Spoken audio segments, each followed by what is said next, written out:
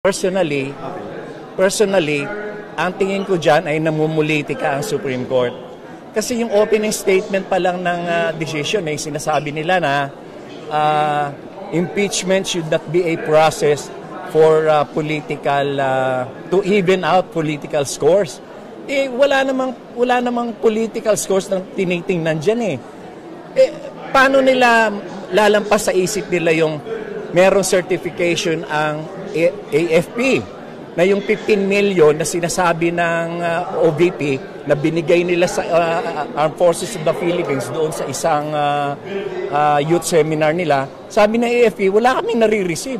So doon pa lang halata mo na ninakaw yung pera eh. Tapos sasabihin mo, political score. And paano na yung mga Mayor Grace Piatos na isinertify ng PSA that there are about 900 individuals in the list who are not existing. Wala mga birth records. Paano mangyayari yun?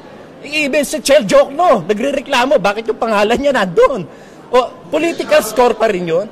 Halata kasi na itong Supreme Court is just siding with Sara. Ako nga, dinisbar ako for a much lesser offense. Samantalang si Sara, katakot-takot na pagmumura, katakot-takot na pagbabanta ng pagpatay ang ginawa niya, hindi siya dinidisbar. So ang Supreme Court talaga, tuta ng Duterte.